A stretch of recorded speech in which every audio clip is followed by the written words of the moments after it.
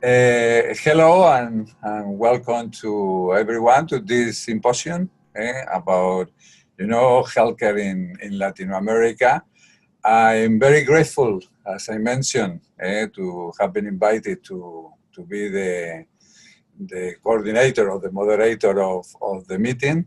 And thank you everyone for joining us, apart from the panelists that we will do now a round of introductions for everyone, okay? One thing that I would like to mention, apart from the questions that we are going to explore and that, is that from the PAHO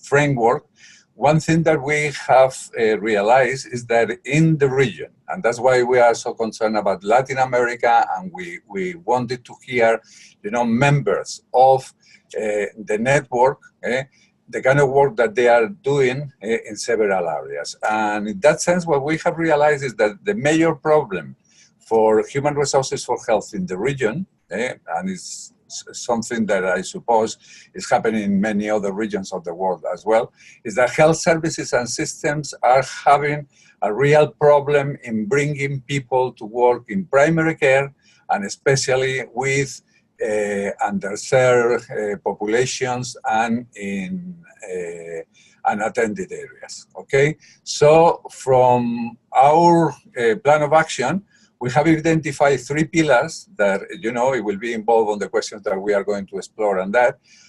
We are going to try to focus our actions in coming years in those 3 areas. One is social accountability, the other one is interprofessional education, and community engagement. And in that sense, also we believe that only accreditation will be a driver for these ideas. It doesn't, we think that is not going to work very well just, to go out with the great news. How important is that? Unless the accreditation processes include inside of their indicators and standards, indicators and standards related with social accountability, interprofessional and community engagement, probably the advances, it will be, very limited, okay? So putting this aside, what I will ask, all the panelists is please just go ahead and do an introduction of who are you, what are you working, and what are the areas of interest that you have. And also I will ask you to share with us something that from the personal side you really like to do, okay? And my side, what I will suggest is just I'm a keen marathoner. I like running, and I spend a lot of time in my life, in shorts, okay? So please go ahead. We start with the ladies, if you don't mind. So Guadalupe, can you start, please? Yes, good morning. My name is Guadalupe García-DeLaTorre. I'm a medical doctor, and I'm an epidemiologist, and I'm the head of the Department of Public Health in the Faculty of Medicine in the UNAM here in Mexico. Mm-hmm. Yeah. Very good. And what areas of work are you having? And tell us something personal about you as well. Well, personal, I like the infectious diseases, but like head of department, here in department, we study the chronic diseases too.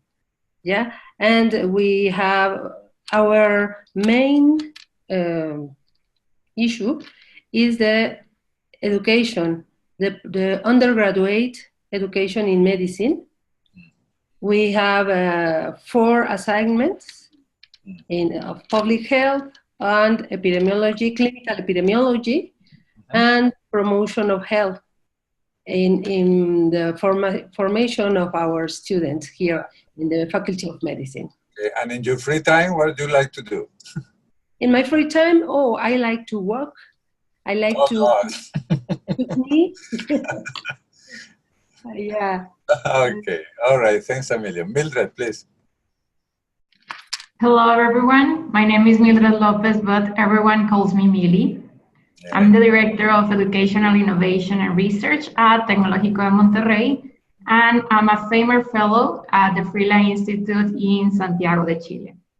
All right. Tecnologico de Monterrey is a private non-profit university that has around 26 different campuses in Mexico. We are a very young university compared especially with my colleagues. We have just turned 70 this year. And our School of Medicine is a little younger. We have about 40 years now, and we have around 90,000 students around Mexico. We have two teaching hospitals, Hospital San Jose and Hospital Zambrano Elion. And these hospitals are managed by the Santos and de la Garza Foundation, which now evolved to Tech Salud Foundation. And it promotes social work in the area of health through its different social programs. Talking a little about me, I love music, I play the ukulele, and I've recently discovered yoga. Okay, that's a million, Mildred. Okay. Alejandro, please. Thank you very much. Hello, everybody. My name is Alejandro Avelino Bonilla from Bogotá, Colombia. I recently graduated as a general doctor. I'm also studying epidemiology, just to be like Dr. Guadalupe. Working currently into public health, especially mental health, with the Colombian College of Psychologists. And also working in a first-level hospital in a rural area near Bogotá, where we are conducting some of the things I have learned actually in the network with everybody who's here. I really love to do hiking. Actually, last week I was in a really big mountain here in Bogotá. It was really beautiful. I think nature is something we have to appreciate even more every time. And I love to be here with you, everybody. All right. Thank you very much. Paulo. Yeah, good morning, everybody. Thank you for the invitation to be part of this group. I'm Paulo Marcondes from Brazil. I used to be a physician. Then I do a master and a PhD on biomedical engineering. And then I start working on health science education. And I work now in a corporation that has, a private corporation that has 11 medical courses around Brazil. I'm the executive director of medicine. I'm in charge of all these courses. And we are building 7 new medical schools in the north and northeast area of Brazil. So we will be next year 18 medical courses, more than 6,000 medical students. So I work on curriculum development, faculty development, medical and health science education.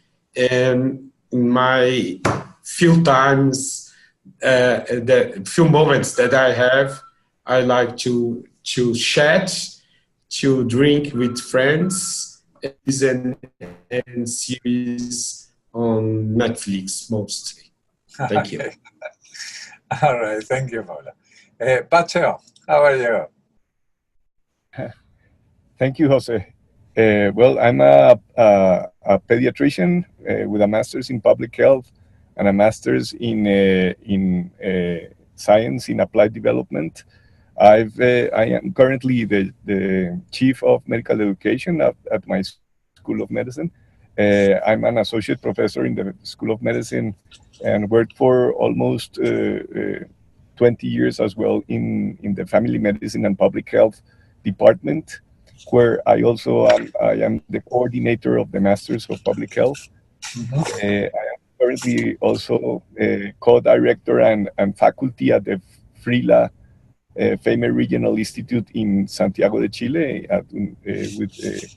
with Universidad Católica de Chile.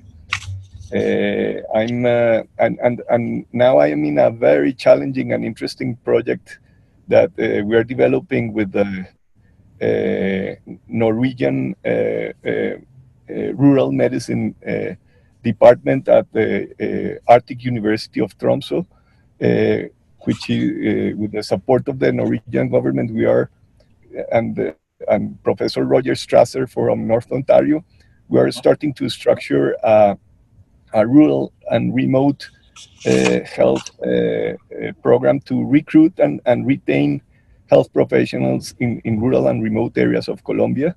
That's we've been working this semester in that, and it's I'm very, very interested in, and I think it's a very interesting topic because I think it's a universal problem. And because of the peace process of Colombia, the Norwegian government has been supporting this peace process, and this area was identified as a key area to actually bring long-lasting peace for the country.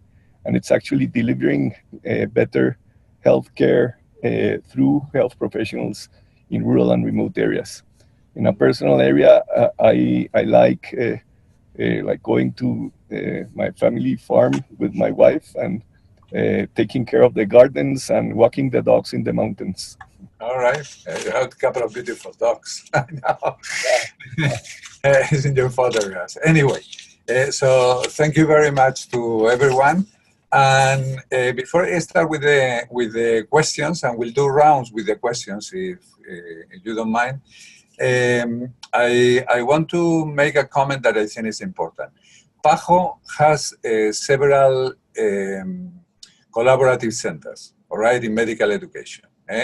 They are Rockford in Illinois, and you all know Michael Glasser, all right, because they are a big part of the network, and it has been there since the beginning, nearly, the 40 years that we are celebrating this year.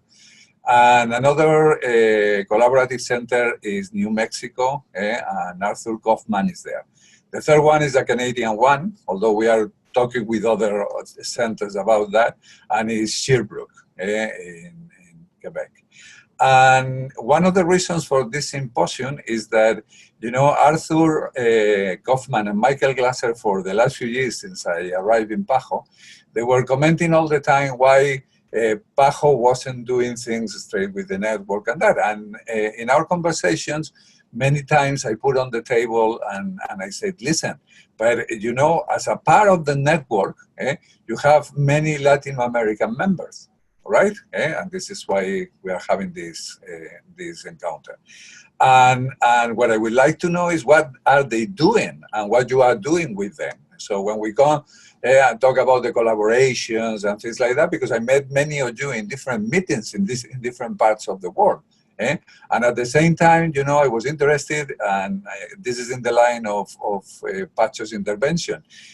What kind of things are you doing around some of the main messages that the network is putting around? Because you see, I think that FAMER has done a great job around some of the countries in Latin America, but it has focused mainly in Colombia and in Brazil. And the extension of that type of programs and that, I think it will be great. But at the same time, what we're interested now in exploring is how we can put together experiences that you are developing as members of the network with some experiences and collaborations that we are getting from other institutions and our collaborative centers, okay? And in that sense, one of the first questions that I would like to ask to the panel is, that we get a little bit out of our own countries, even if you can comment about stories that they are happening. But how do you think that, how is Latin America aligning at the moment the public health, the health systems, and the academic training around the three areas that we are talking about, social accountability, interprofessional education, community engagement, and how this is being projected inside of the accreditation systems. So, Pacho, please. Okay, thank you, Jose. Well, I think that just to make a brief summary, Colombia has, I think, a well-developed health system. It's very controversial. Nevertheless, through the past 25 years, it has managed to cover almost 98% of the population. And I think that the interesting thing to see in this system is that it has evolved in a way that it's almost reaching what we could call, and I think that has been one of PAHO's major goals, is to reach universal health. It walked this walk through a process that started sort of a very market-oriented system with a health insurance and financial structure that through different judicial interventions, because of the intervention of the legislative system and the judicial system, it has actually captured the voice of the population in a way that the rights that health has reached a level that is actually currently acknowledged at the constituent in the Constitution as a population right, and I think that's a major gain, and that's why I think that regardless of the fact that it's so market-oriented, we are now since 2015 we moved into a system where we no longer have just a package of services in the health system, but only 5 limitations, 5 restrictions. Otherwise, most of other health issues are covered by the health system within 2 regimes, one a subsidized or one a contributory regime. That makes it a system where those who have actually contribute with those that do not.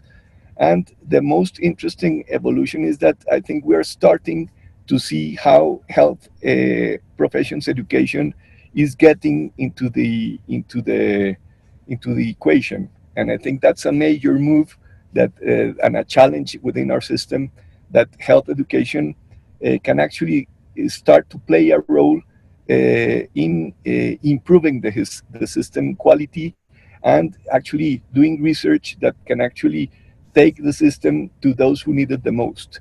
And I think that the challenge is to actually understand what the particular history of the system has been, because we all know that health systems are very much knitted into the history of each country, and I think that the democratic organization of society actually allows a system to actually improve over time if we all move within this democratic organization, and those ebbs and flows of the political systems to the right and to the left actually allow the systems to enrich themselves. And I think that that connection with the essence of democracy is very important to be kept, and it's a very important thing here in Latin America, because we are also countries where we lose that principle very easily. Well, just to keep it short, I'll leave it there. We met recently in Cartagena de Indias, because it was a big meeting on medical education. All right, and what I just you can make a couple of comments about how do you see apart from the general situation, what is the reception that you can see in Colombia about the issues that we mentioned before, the social accountability, the development of the interprofessional and the community engagement inside of this medical education, of the advances in education health professions? Are they fitting? Are they moving? Yes, well, I do think that there's a long way to go, in the sense that I do think that we are in a critical issue, is that health is very much perceived as all in-hospital provision of services. So, and the determinants of health are not within the mind frame of the population. So, and I think that social accountability and the education and engagement of communities and the interprofessional education actually puts health professions in a scenario where we have to acknowledge that much of health of the people is built in everyday life, and that happens outside of hospitals. So taking health professions education nearer to the communities and training future health professionals within community scenarios is something that we have to move much aggressively and in order to be much more socially accountable. Because at this point, and I think that was confirmed in Cartagena, is we are educating very technified health professionals that go to work within health institutions and at very high levels.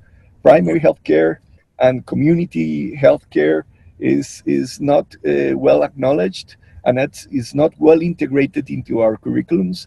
And I think that's a very important challenge to that these kind of collaborations with PAHO and the network can help to move health institutions and health education in that direction. Thank you. Alejandro. Yes, thanks. Sorry, Paulo, I just wanted to complement what Marcos was saying. Yeah, I wish I was there in that meeting, but I had to work. But some of my friends were. As former SNO president, and actually here in Colombia, I managed the research area of a student association called ACOMI, which is the Colombian Medical Student Associations. I'm also part of FELSOCEN, which is like the student association from all Latin America. And I can say it's almost a Latin America phenomenon where, as Pacho was saying, we are focusing our education into be really technical. So I will talk like a student. I used to be really earlier. When you begin the career in medicine, you are told that you are going to be the chief of the team. You are going to be the one who's in charge. You are going to be the one who knows everything. So also they will begin to ask you, what do you want to be when you finish your career? And basically every doctor will try to take you to their own specialty. So as Dr. Pacho was saying, we spend most of our time in the hospital. So we try to be cardiologists or surgeons or stuff like this. But when somebody, maybe they would like to say they want to be a family medicine doctor. Everybody will be like, what? What do you want to be that? So we do acknowledge that primary healthcare and community engagement and social accountability is really important, but we are not seeing that reflected directly in the teachers that are not officially teachers. So everybody in the hospital has to think the same. Everybody in the community has to think the same. So the students can change their own minds on it and also how they try to apply it. And it's funny how everybody try to take you to the hospitals, but then we have these student associations when everybody like to join because they have impact on the community. So it's like all the opposite that you're trying to do in the university. You go to an association and try to meet them to go impact into the community.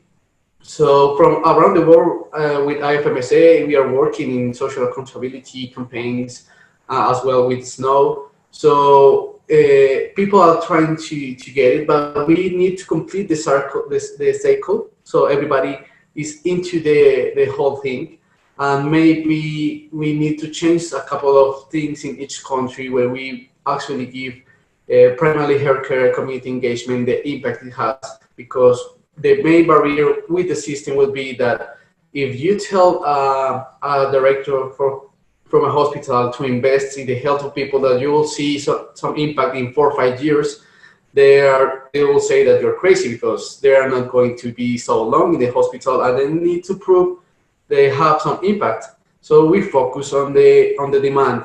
So it's like a really big circle of difficulties that we have to change. And I'm sure that with this kind of engagements and even more campaigns and one-on-one peers talk, we will be managed to have some change. Okay. Mildred, please. Hi, I wanted to talk a little about how Latin America is increasing sustainable partnerships between public health and health systems. And a few months ago, we had the wonderful opportunity to host the MEL Forum with the Royal College of Physicians and Surgeons of Canada.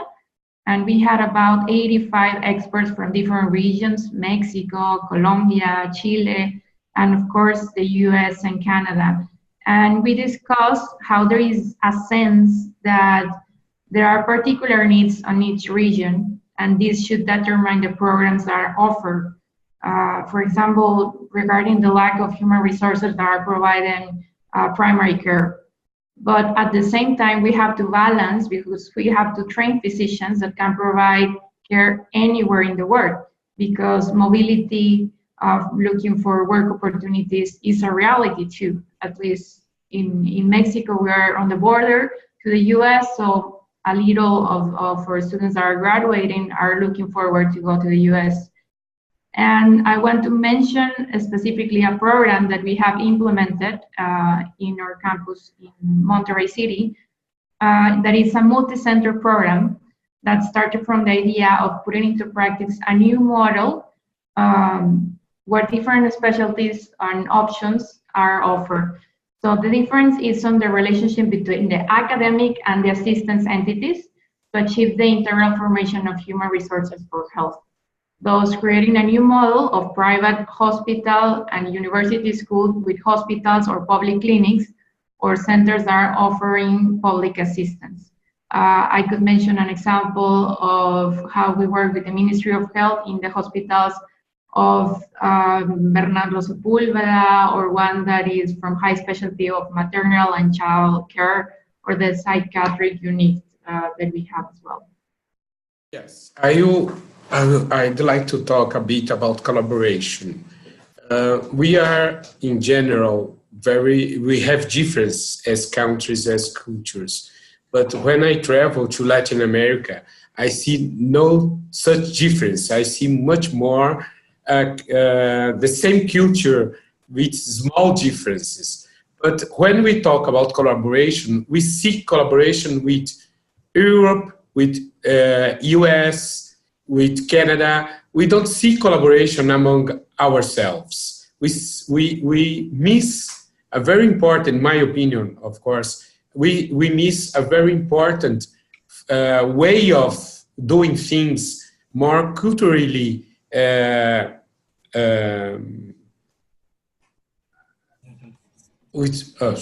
forgot the word, but we miss a very important point that we are very similar, and we can share our knowledge, and we need to do. I know that Brazil has a very important barrier, that's the Portuguese language. We don't speak very well Spanish, and the Spanish people don't understand our Portuguese very well too. So, and now we are talking about Latin America in English, and that it is a very small part of speakers in Latin America. But this is something we need to focus more. How we can strong our path, our collaboration path, to do more what we need for us. Not to just copy, not to import models that don't belong to us, to our culture. Something like that. Thank you. Guadalupe. And then Millie, that is asking for an intervention. Guadalupe, please. Yes. Well, I want to talk about the formation of medical doctors here in the faculty. Here, each year, ingress more than 1,000 of students, and all of them prefer the clinical place to work. When they get in the medical career, they want to be a pediatrician or internal medical, or they want to have a specialty. It's a small proportion of them who is in knowledge about the community medicine or the social medicine or the public health or even epidemiology. They doesn't know it, and they say it's bored. It's not important. The important thing is biochemistry and another basic assignments. So here in the Faculty of Medicine, we put a lot of importance in the formation in the first years of the career about public health, because we are a commitment with this social accountability.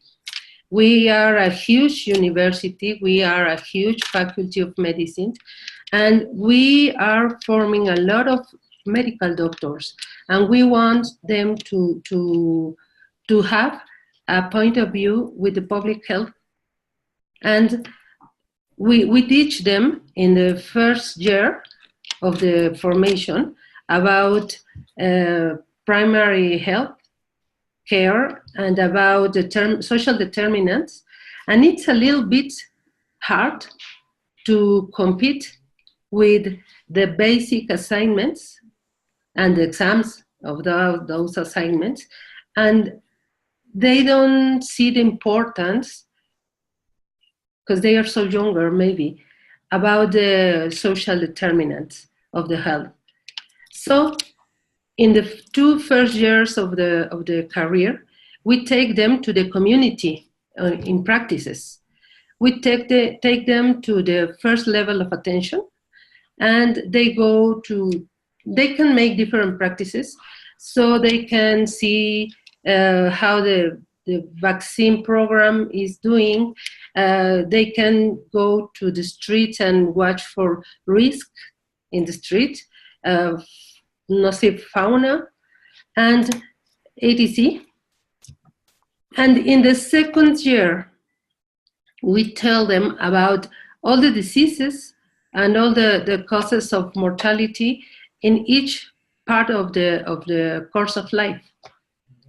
And we took them to the first level of attention again, because they are going to be general doctors when they finish their career. And sometimes, well, they doesn't understand the 3 levels of attention, and that a medical doctor is going to be in the first one. So they need to know how does it work. So that's the way, like Faculty of Medicine, we are trying to support and to promote in the students the like for this area of the community. When they finish their career, all of them remembers with love their social service. Most of them go to a community and they work like the doctor of that community.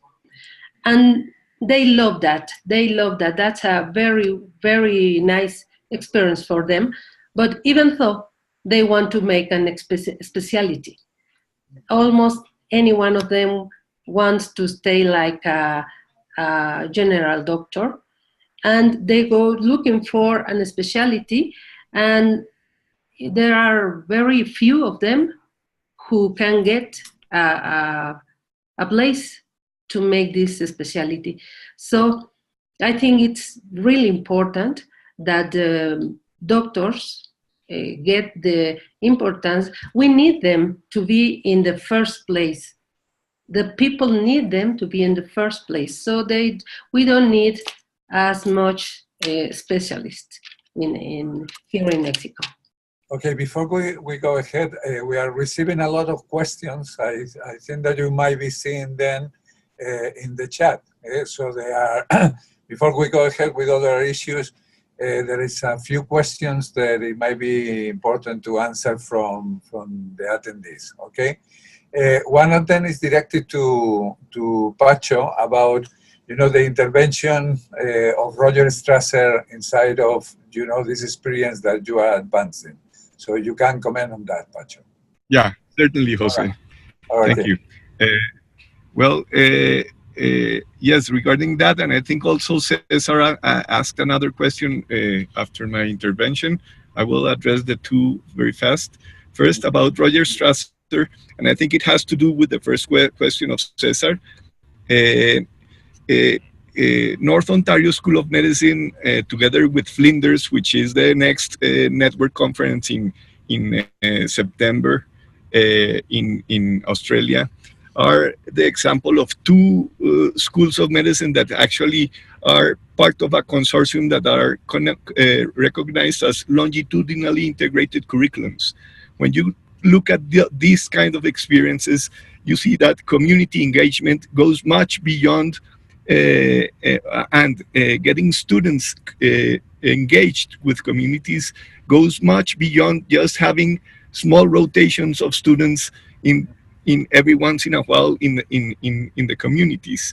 Actually, it's a a deep commitment of the health professions education institution to make students build engagement through their career with specific people and specific communities with which they are going to spend a lifetime serving.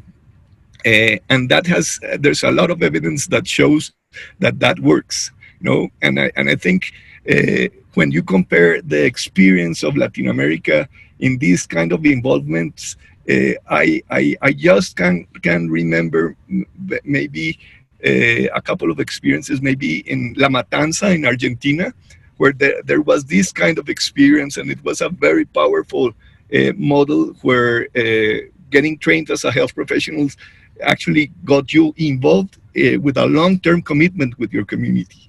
And I think that kind of move is our challenge, because we need to actually answer those kinds of the requests and the necessities and the needs of the most underserved, and with people with that strong pull towards the big cities, we are keeping health professionals away from the communities, and we have to change our paradigm.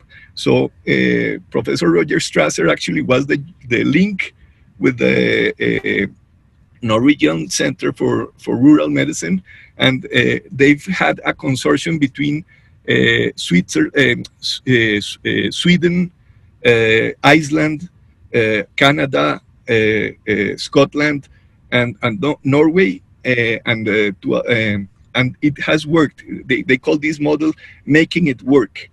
This move into like the tropic into Colombia, we're looking to do an adaptation, and we'll see. We're just in the preliminary stage, very preliminary stage, but what we've realized is that it's actually a very important paradigm shift that and you have to actually build the momentum to create that kind of move within institutions and at the policy level to get things moving that way. Okay. Thank you, Jose. There is another question related to if in any of your programs have an integrated curriculum that includes a primary healthcare physician at the side of the hospital specialist and patient in teaching the different materials. I don't know, I mean, when you see the questions in the chat, also apart from, going around, you can also answer them by writing. And in that way, we'll have more time for other questions. Anybody want to answer that one? So I would like at the end, to have a go with different people that they are intervening as attendees if they want to have a short intervention. But at this moment, I think that we have find out several issues that I think is important. One is related with, collaborations and why, in Latin America, we are so kind of distangled, that we go and look outside, but we don't look inside. And I think this is a very important point because, as Pacho mentioned now, there are several very interesting experiences related with social accountability, with interprofessional and community engagement outside of the institutions that belong to the network, okay?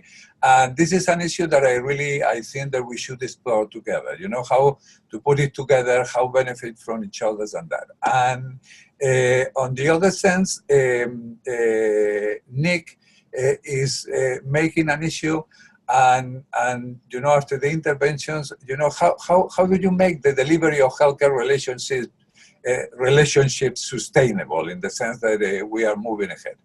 Okay, Alejandro? Yes, actually, that's a really, really important question. I wanted to begin something we can even discuss all day, and is that healthcare is not supposed to be the same sustainable as we hope to be, for instance, enterprise or something like that. So we cannot see it with the same focus. We have to see it as the impact we're going to have. And we have to measure that impact in maybe 5 to 10 years. So that will change everything. Because usually when we learn about sustainability, we learn it from the view of enterprises and from the view of projects. So we have to see it as it is, as a focus on people, and perhaps not only the money. So that's even an issue we have here in Colombia, because you know you have to ask for money to pay for doctors, and we are not getting even well paid. But something really important here will be the intersectoral work to keep sustainable any health project you have. And that's something we can even apply in the undergrad when we are working some projects and you need to keep going even without you. That's a good project you have on your hands. So the idea will be to find different actors who will get involved, who will provide something even for free. Something we did here in Tabi, where I'm living and I'm working in the primary hospital. We were fighting against violence against women. So we were trying to see what we could do. So something I learned from the neighborhood was like, okay, let's find who's working on this already. And we found that we have a lot of NGOs, even the state was trying to do some stuff. So we as healthcares and the hospital, we began to be like this connection between them. And we said, okay, let's try to focus all our efforts in one same team, so we will have a big impact on it. So that way the hospital was doing something, putting like a small part, the NGOs were doing something, the schools were doing something, the majors were doing something. So that way we don't have to rely on all the charges that we usually think that we, and even the population think that as health workers, we are in charge of health. And that is not true. Everybody has to be involved. So that way it will be sustainable. Okay. Guadalupe, there is a question for you related to the UNAM from Stewart Menin. I don't know if you see it in the chat, but I think it will be, important to comment on that, okay? In the way that also we get news from Mexico, okay? What happened to the A36 program in the UNAM? Is there anything like that now? New Mexico learned from this and did a primary healthcare curriculum model with this in mind, that it was 16 weeks in rural primary care in year one of medical school. Can you comment something about that, if there is anything going around in the UNAM and that? Yes, in the UNAM right now is not a program like A36, that it was a very successful program that used to work with the community very hard. And there was a change of a plan of study. From that plan till now has been 3 changes. So the actual plan is trying to recover that integration with the community. The last plan we have, the students stay here at the faculty by 2 years, and then they go to the hospitals in the second or third level of attention. So they was going to work in the first one, and they never stay in the first one level of attention. So it was a very hard contradiction. So our actual plan is looking for have that integration and to go back to the community and to, like I said before, to stimulate for the students the like for the community work. And we are doing so. We have a lot of students interested in the public health. I think we are winning the battle. All right. Okay, interesting. Yeah, sorry, Paulo, you want to mention something? Is it?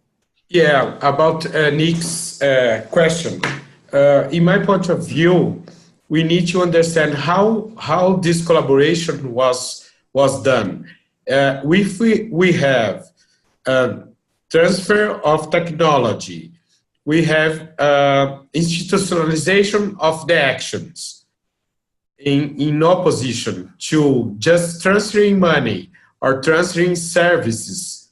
We can have something that for all, for good. But in my view, most of this collaboration are done just on the transfer side, transferring money, transferring services, not with the more building. Sorry, I need you to have a time. Sorry. Okay. All right, Millie, you want to make a comment before we go ahead?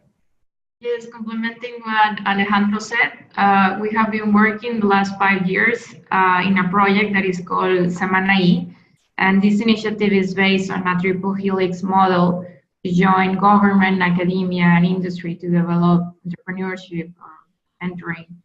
And government is providing financing, policy formulation, innovation support, and advisory. And the academia, we're working on research and development involving students from early undergraduate programs in training, in incubators. And well, the industry became a training partner that has performed a wonderful detection of needs and problems that need to be solved. And it got me to remember this book from Jim Collins that is called From Good to Great.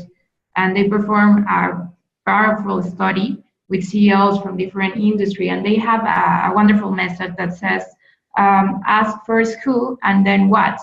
So they made this analogy with a bus driver. So they said, you are the boss, you are sitting on the driving seat, your company is the boss that is standing still, and you have this job that is to get it going. And you have to decide where you're going, how you're going to get there, and who is going with you. And most people assume that this policy or the bus drivers are immediately going to start the journey announcing this is where we're going, and we are going to restart the direction, and we are going to articulate a new, fresh vision. But in fact, it is not. We should focus on getting the right people on the bus. And I think this is the stage that we are now, getting the wrong people off the bus and the right people in the right seats. So they will stick to that discipline. And I wonder how we can make those people keep the key seats in the bus. All right. Paulo, would you like to finish? You have to leave for a second. Sorry. We need to focus on building capacity. We need to focus on institutionalization of our practice, on transferring technology to all this collaboration we done. It's my point. Okay. All right. So we have around 10 minutes more. And also at the end, I would like to see if any of the attendees would like to make an intervention. But, you know, I have a last round for the panelists. And I want to focus in two particular questions, okay? One is general and the other one is very concrete, okay? As everybody knows, or most of the people knows, and we are talking about making a symposium to inform the people in Latin America and clarify this issue. The EFMG has created a rule for 2023, talking about, you know, big changes in the way that they are going to recognize medical schools and the titles from those medical schools from people coming to work in the United States, okay? This is a very particular thing that is happening in this country, but it's having a major effect around the world on the way that people are moving into accreditation. And as Pinsky, the CEO of EFMG, said in Colombia recently, you know, a rise of the tide, a rise of the boat. So accreditation is becoming a big issue all around, okay? And as I mentioned, okay, this idea that within, or this pillar that we believe that is important to fight for, the social accountability, the interprofessional, and the community engagement as, you know, dimensions of changes or transformations in health professions education, we will really believe that it won't have a real effect unless there is a driver that is moving through accreditation. And my question is, if you can comment about in your countries or in your knowledge what is happening in Latin America, and if you think that this will have an effect or it will be feasible and possible to make some lobbying and some work to persuade the accreditation systems in each of the countries to introduce that. That will be one of the questions, okay?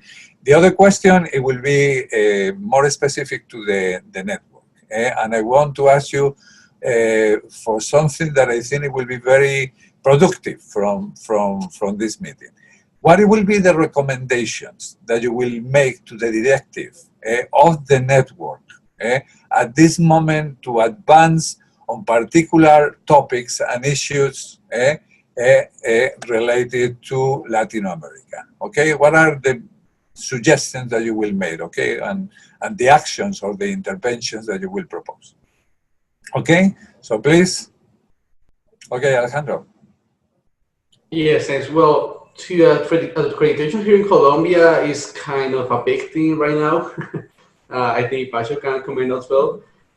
All institutions, from even healthcare or med education, are trying to follow up the accreditation criteria standards, and our accreditation standards are focused on the international standards. But I have to say, from my personal point of view and experience, that aiming for accreditation is not enough, and maybe as well as anything, accreditation is focused on some papers and some issues, and maybe not on the impact that you should measure, and that might be the main issue about it. And around the recommendation I will do to the network, I'm actually in the advisory board of the network, and I will always say it, and I will always say it, is that we have to focus on the young physicians and on the students that are going to come out, because they're the ones who actually can make the changes. I say we all know and we meet and we talk about how it should be, but the ones who are going to actually make the changes are the ones who are coming out just now and are getting into formation. So as answering what Dr. Goffin said, I think that yes, an answer will be to integrate medicine and public health, and to actually show the young people how it could be and how we gotta make it so they can make the change. We can teach them how to do it. Okay. Guadalupe, please. Yes, thank you. About the first question, I want to tell you that we just have received an information that we were, like faculty, have our accreditation, international accreditation for the ECFMG, because we have the guidelines of the association. So we are already accredited. And about the second one, what do we recommend? I think each country is different, so the recommendation, even in Mexico, and Millie is going to agree with me, is so huge country that the recommendation must be different for each area. But I think we need to improve the formation of medical doctors with a public health vision, with a communitary liked, and with the knowledge of the social determinants of health. Because sometimes we are in a form like our formation, like medical doctor, is so biological that we think that everything is genetical or by hormones, or that we think that, or the doctor sometimes doesn't take in account the environment, the risk factors, but the social determinants of health. So I think that's really important, that we need to show this to the student in a way that they can understand, they can feel like something, they are something so important for their patients, for their medical practice, that take in account that it's not the taking of pills the way that we're going to treat the disease. We need to see far from that. Okay. Millie, you want to complement that about Mexico, and then we go back to PAHO and PAHO. Thank you very much. Definitely, I agree. Our model needs to move to our system away from fragmentation toward the more interconnected way that would lead to better training. we developed a model called Patient-Centered Learning. It has been published in Spanish with the title Aprendizaje Centrado en el Paciente, and it integrates 4 perspectives for a comprehensive approach. And these perspectives focus on the scientific, human, the management, and as well the entrepreneurship in the same learning model. And I think it moves forward to the second question that you were saying. Every time I try to find information about medical education, I get information in English. And it's not about Latin America. And as you mentioned before, it's not because we are not doing anything, because maybe we are not writing, documenting it, or it has not been published in the mainstream journals.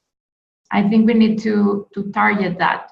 We need to showcase what we're doing, because I think it's very valuable. And as experience has shown, when we have presented these projects at the AMI conference, or the last year, I heard wonderful things from Colombia in the network.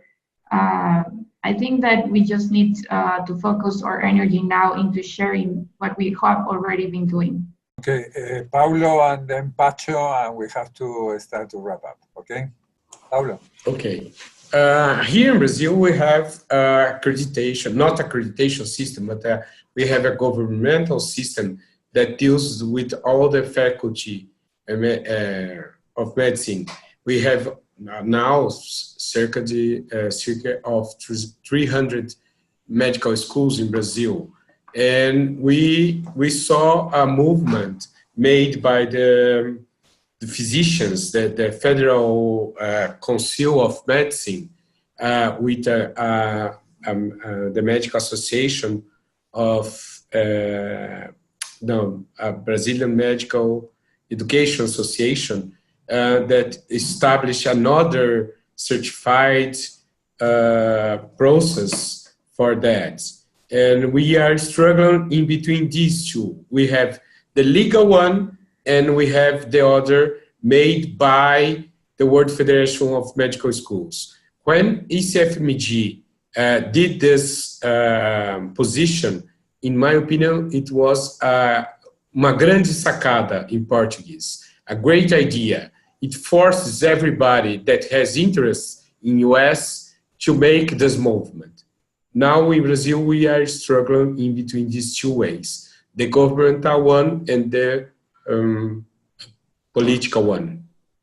Okay. I don't know. And I'm on the board of the network representing Latin America, so I will not answer the second question. Sorry.